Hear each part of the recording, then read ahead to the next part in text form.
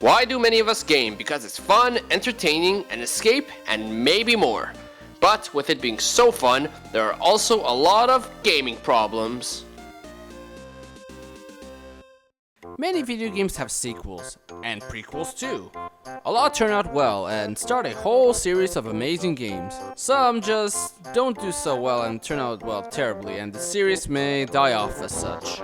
However, there are some games which have had a sequel that has been so terrible that even if the next entry came out, the series has become tainted by that one entry. Let's start this off with the classic example of Sonic the Hedgehog. 06. Didn't see that one coming, did ya? While Sonic had received a nice revival with Sonic Adventure 1 and 2 after its generation of side games, things were starting to head downhill again with Ow the Edge! But Sonic 06 took it to a whole other level. First off, it has terrible design, glitch-filled, full of characters I don't give a fuck about, shit controls, that everything's way too slippery. It lastly looks nothing like a Sonic game. This shit looks like it's straight out of Final Fantasy, and when in game it looks like Grand Theft Auto without any personality. As such, Sonic, while it did get better afterwards, and especially towards Sonic Color, it still hasn't recovered from that blow that Sonic 06 did to it. And while, say, Mario is anticipated and looked fondly upon, Sonic is just another dime in a dozen in a bargain bin at Walmart nowadays. Now, how about Devil May Cry 2? After the success of the first game, an obvious sequel was made, without the original team. Guess what? The game turned into utter shit. It was gloomy, the gameplay was too easy, and Dante, who had a hilarious trash-talking personality, was reduced to basically almost silent protagonist number 3950. The third game did bring the series back to form, but it still never recovered, as the team at Capcom continuously avoids making games after the second one. So as such, I may never know what happens after number 2.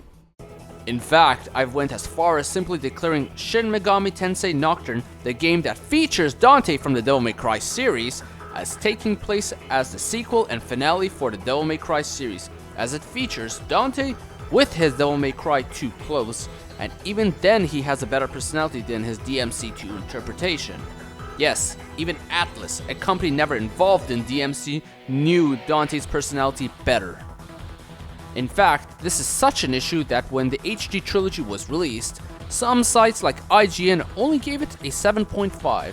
While I could say IGN is simply ignorant, the loss in points might simply be from the terrible Devil May Cry 2, as 1 and 3 scored very well with IGN originally.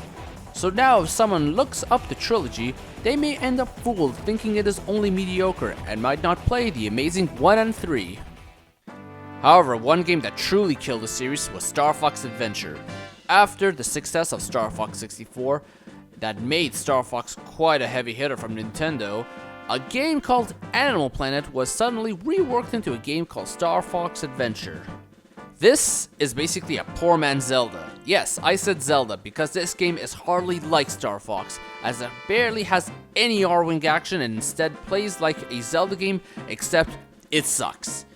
Like, I'd understand if this was a spin-off game, but it was sold as a main entry.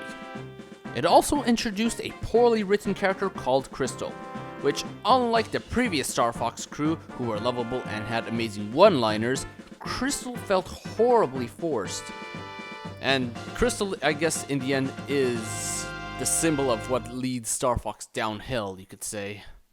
As such, when Star Fox Assault came out, which has its own issues like on-foot missions, but at least it looked like a Star Fox game. But for a Star Fox game, it sold terribly, with that shot reputation that Adventure gave it. Following that came Starfox Command. It was like Star Fox 64, and now on the DS, which had a huge fan base, but yet it still didn't perform well. This, as such, has led Nintendo to reboot the Star Fox franchise with Star Fox Zero. While rebooting has happened here and there with some companies, for Nintendo this is a rare occasion. That's how badly Star Fox has been damaged at this point. What's stranger is that this is actually a second reboot to the Star Fox series, as Star Fox 64 was already a reboot of the Star Fox franchise that started on the Super Nintendo. So from here, Nintendo has been advertising this refresher for Star Fox, and whether it can capture that audience that Star Fox 64 once had and remove that taint that Starfox Adventure caused the series has yet to be seen. In the end, the important idea for a company and a developer is don't break what isn't broken. Evolve those franchises, but don't turn a complete 360 if things are working and the audience is happy. Hey everyone, thank you for watching The Obsessive Gamer. This was another gaming problem episode. This was planned for a little while, but I got sick recently, so I had to delay my productions for a bit. But I've recovered now. So anyways, like and subscribe, and share this too maybe. And why don't you check out these two videos right here as well. I'll plan to have a new episode ready soon. I have also picked up a new camera, so more on screen of me might happen again soon.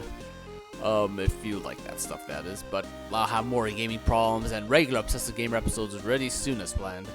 So, thank you for watching.